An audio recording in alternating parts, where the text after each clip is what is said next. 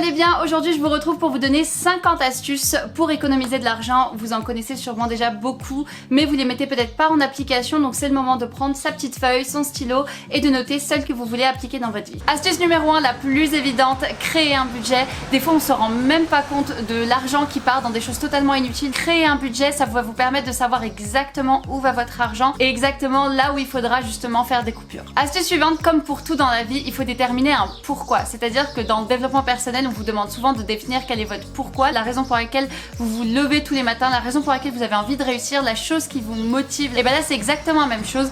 Économiser de l'argent juste pour économiser de l'argent, c'est quelque chose qui n'est pas forcément hyper motivant.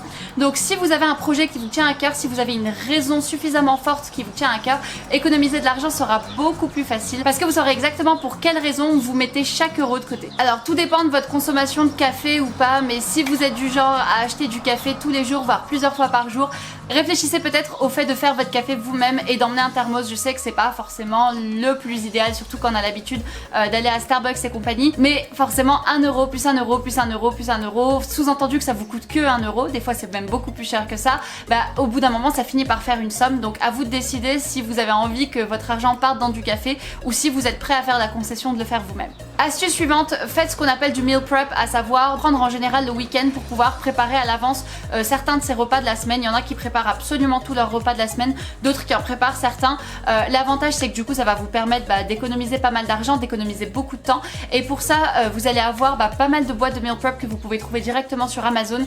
J'en utilise du coup depuis quelques temps maintenant, ça marche juste super bien. Astuce suivante, cuisiner plus de repas végétariens. La viande ça coûte cher, c'est pas super bon pour la santé contrairement à ce qu'on croit, donc essayez de faire de plus en plus de repas végétariens. Astuce suivante, fixez-vous un budget limite pour les courses, ne partez pas en freestyle, ne mettez pas les choses n'importe comment dans votre caddie, arrivez à savoir exactement ce qu'il vous faut et quelles limites vous avez. De cette manière vous savez si vous pouvez vous permettre de vous faire plaisir à ce moment là ou s'il vaut mieux attendre un petit peu. Astuce suivante, ne partez jamais faire les courses le ventre vide. Clairement vous allez vous retrouver à acheter des choses dont vous avez absolument pas besoin, dont vous avez absolument pas envie, ou en général des choses qui sont très très mauvaises pour vous parce que ça va être souvent du gras, du sucre et ce genre de choses là. Donc faites en sorte d'avoir bien mangé toujours avant d'aller faire les courses, ça vous évitera et des dépenses et des calories. Astuce suivante, n'hésitez pas à utiliser plus de conserves. Sachez que ça conserve parfaitement bien toutes les valeurs nutritives, donc c'est vraiment une super bonne option quand on n'a pas le temps et quand on n'a pas fait ses courses. Astuce numéro 9, suivez les promos mais uniquement pour des choses que vous consommez habituellement, que ce soit pour faire les courses, pour faire les soldes. Je n'achète des choses soldées que si c'est des choses que je consomme habituellement. Le souci avec les promos c'est que vous allez avoir tendance à acheter plus que ce que vous achetez habituellement et au final vous vous retrouvez à pas du tout faire des économies. Astuce numéro 10, évitez les épiceries. Je sais que ça dépanne mais n'en faites pas une habitude, il faut vraiment que ça reste quelque chose d'exceptionnel parce que comme vous le savez les prix sont bien au-delà des prix du marché. Astuce suivante, essayez des recettes économiques, vous pourrez en retrouver énormément sur internet et à la fois ça va vous permettre justement de pouvoir tester de nouvelles choses mais aussi de faire des économies et de faire quelque chose de bien meilleur quand vous leur juste chercher dans ces fonds de tiroir.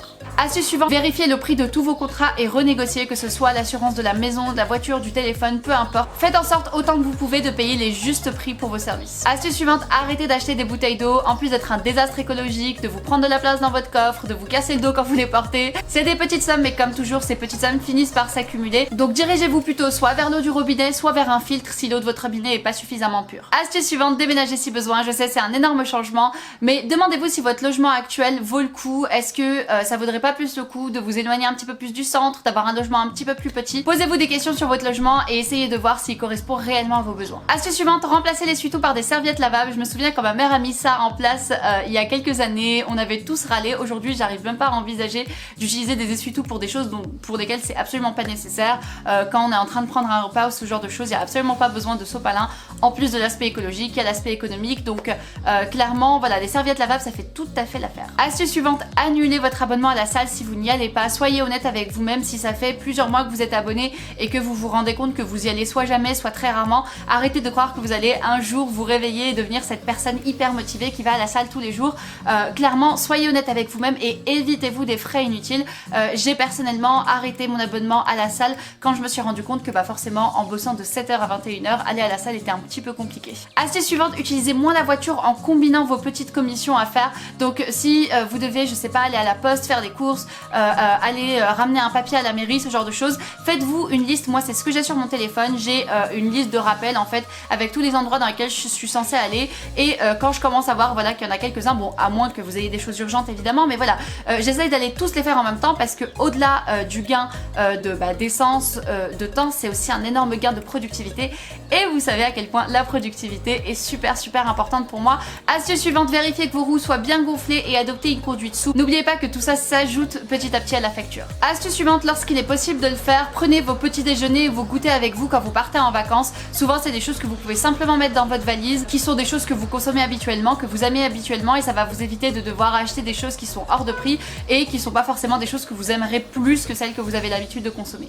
Astuce suivante, prenez plutôt vos livres à la bibliothèque, en audio ou en PDF. Personnellement je suis absolument fan des bouquins audio et PDF, mais si vous êtes vraiment fan de papier, vous pouvez du coup avoir l'alternative de la bibliothèque. Astuce suivante, ne faites pas les soldes, sauf si vous cherchez un objet précis. Alors je sais, il y a cette impression qu'on a, que la plupart des gens ont, que faire des soldes c'est faire des économies. C'est absolument pas le cas, parce que la plupart du temps vous allez vous retrouver à acheter des objets que vous n'auriez absolument pas acheté au départ, et même si vous partez avec la ferme intention de ne pas vous faire avoir, vous vous faites avoir de manière totalement inconsciente, tout simplement parce que les magasins savent très bien piéger les consommateurs et savent très bien vous donner l'impression que vous avez envie d'acheter telle ou telle chose, alors qu'en réalité c'est un besoin qui a été créé justement par le magasin en question. Donc récemment j'ai attendu les soldes pour acheter un appareil photo. Là c'est un cas totalement différent parce que je sais exactement ce que je veux, je sais que c'est quelque chose que je vais acheter dans tous les cas, que ce soit les soldes ou pas les soldes, donc tant qu'à faire, autant faire une économie dessus. Donc à moins que vous ayez une idée très précise de ce que vous cherchez et que vous ne preniez rien d'autre, ne faites pas les soldes. Astuce suivante, utilisez un maximum de l'argent liquide. Le fait d'utiliser nos cartes bleues a totalement dématérialisé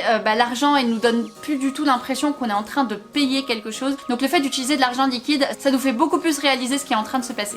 Astuce suivante, apprenez en plus sur la gestion financière. Comme on dit, knowledge is power. La connaissance c'est le pouvoir, donc apprenez en plus, et rien de mieux pour commencer que Robert Kiyosaki, je ne sais plus du tout comment on se prononce son nom. Je vous mettrai tout ça par ici ou dans la barre d'infos. Astuce suivante, renégocier vos prêts bancaires. Si vous en avez, n'hésitez pas à aller voir votre banquier pour renégocier les prêts en question, renégocier vos taux, vos frais, etc.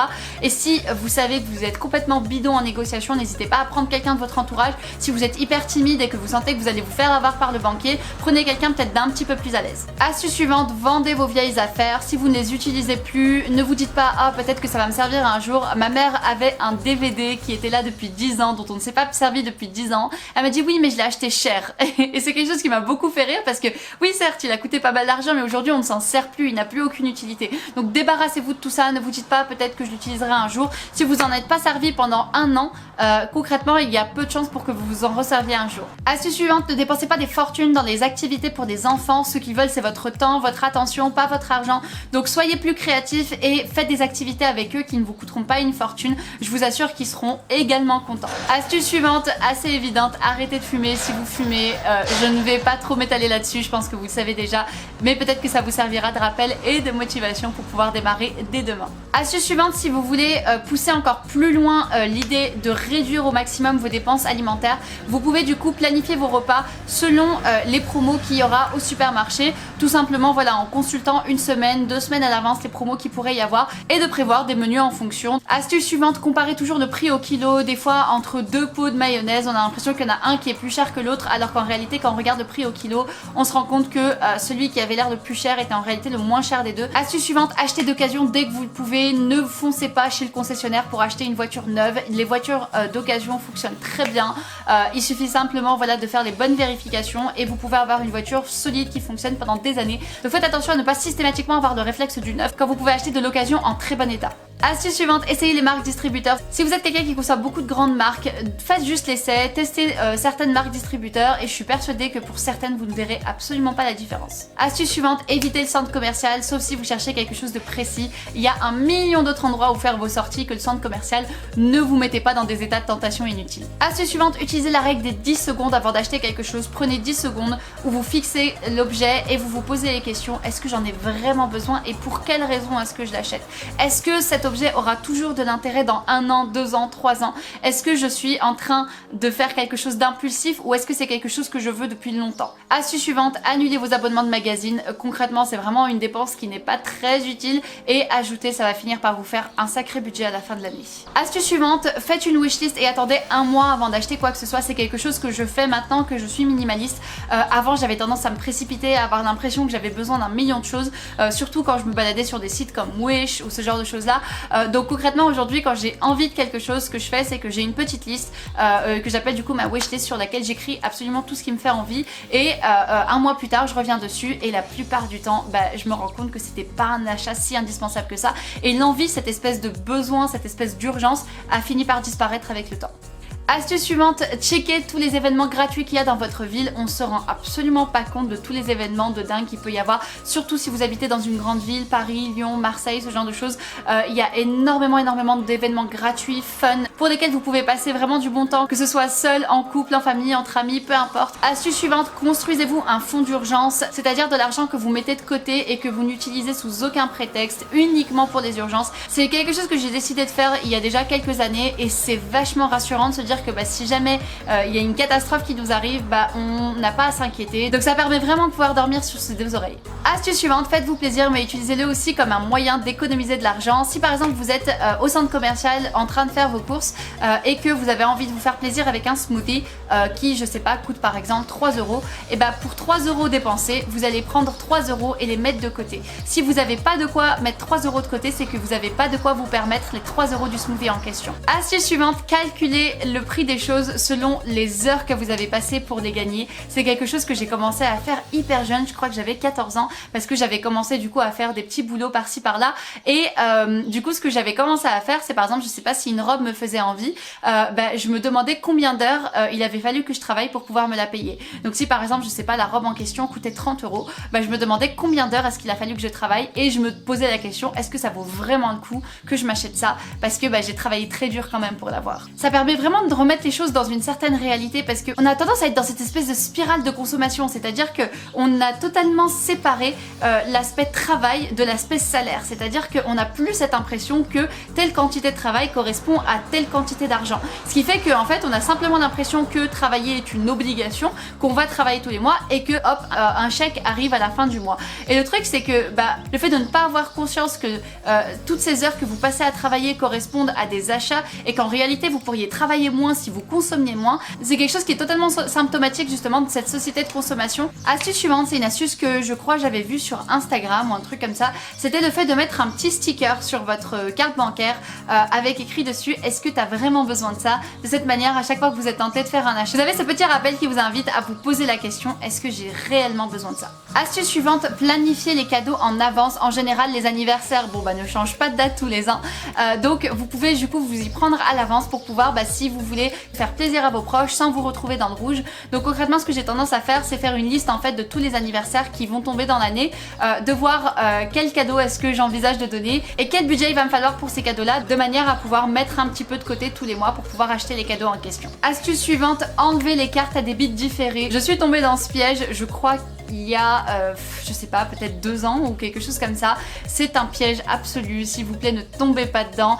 Au début ça sauve la vie, au début on se dit c'est génial, comment j'ai fait pour vivre sans ça. Les cartes à débit différé, concrètement vous dépensez, il n'y a rien qui vous est prélevé et tout vous est prélevé d'un coup à la fin du mois. Et au final ce qui se passe c'est qu'on n'a pas du tout conscience de dépenser, on se rend absolument pas compte qu'on est en train de creuser un puits et on se retrouve avec une énorme dette à payer à la fin du mois. Donc s'il vous plaît ne tombez pas dans le piège, si jamais votre banquier vous le propose, parce qu'il va vous le proposer, parce que c'est son rôle de vendre ce genre de produit.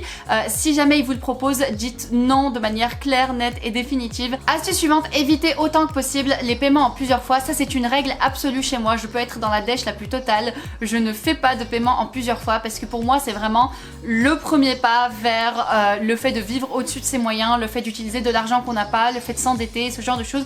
Donc c'est clairement quelque chose que je bannis totalement. Je n'utilise jamais de paiement en plusieurs fois. Et puis tout va dépendre de votre situation financière. Je sais que pour certains c'est nécessaire, que certains peuvent pas s'en sortir sans, mais il faut aussi se poser la question de est-ce que vous avez vraiment besoin de l'objet en question. Je sais pas, votre télé s'est cassée, la seule solution pour en acheter une nouvelle là tout de suite c'est un paiement en plusieurs fois. Est-ce que le fait d'acheter une nouvelle télé là tout de suite maintenant c'est un besoin vital? Est-ce que vous devriez pas économiser peut-être pendant 2, 3, 4 mois et ensuite acheter votre télé comptant? Je sais, ça a l'air hyper strict, mais vraiment je pense que c'est le fait de s'autoriser ce genre de choses qui fait que petit à petit on commence à vivre vraiment au-dessus de ses moyens. Si on n'a pas l'argent pour se le payer, on ne devrait pas se le payer à moins que ce soit quelque chose d'une grande nécessité comme par exemple un frigo. Astuce suivante, lancez-vous des défis pour rendre ça fun. Essayez de faire en sorte que le fait d'économiser de l'argent ne devienne pas un poids dans votre vie, mais quelque chose qui soit quelque chose de challengeant, quelque chose de fun. Astuce suivante, suivez vos avancées. Le fait de suivre son avancée va nous permettre de rester motivé, de rester déterminé dans son choix et de voir justement le progrès petit à petit, l'argent économisé. Astuce suivante, utilisez une appli pour suivre vos dépenses. Ma préférée à l'heure actuelle s'appelle Bankin. Je vous mettrai tout ça en barre d'infos. Donc en général, ça va vous permettre d'avoir une alerte quand vous avez fait une dépense, quand il y a quelque chose qui a été prélevé de votre carte bancaire, mais aussi d'avoir une sorte de vue d'ensemble de ce qui est en train de se passer, mais également d'avoir du coup toutes vos dépenses divisées en catégories, de voir là où l'argent passe. Est-ce que c'est plus l'alimentation? Est-ce que c'est plus le shopping? Est-ce que c'est plus la voiture? Astuce suivante, utilisez des coupons de réduction. Il vous suffit simplement de taper coupons de réduction sur internet et vous en allez en trouver un nombre incalculable. Encore une fois, c'est comme pour des promos. Utilisez les coupons uniquement pour des choses que vous avez l'habitude d'acheter, sinon vous tombez dans le piège de la surconsommation. Astuce suivante, désinscrivez-vous des emails qui vous poussent à consommer. Vous recevez sûrement des centaines d'emails un peu spam qui vous poussent à la consommation, donc désabonnez-vous, ça vous évitera toute tentation. Astuce suivante, demandez à ce que vos factures soient prélevées le lendemain de votre jour de paye. En général, c'est quelque chose que vous pouvez souvent faire avec la plupart des prestataires et ça va vous permettre en fait de vous retrouver avec toutes les dépenses obligatoires qui sont prélevées dès le départ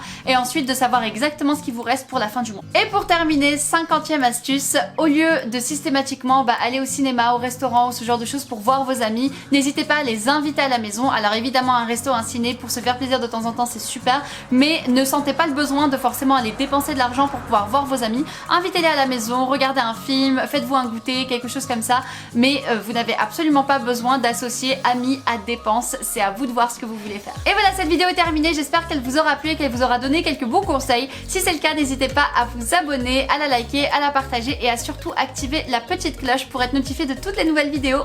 Quant à moi, je vous retrouve très bientôt sur theazway.com. Bye!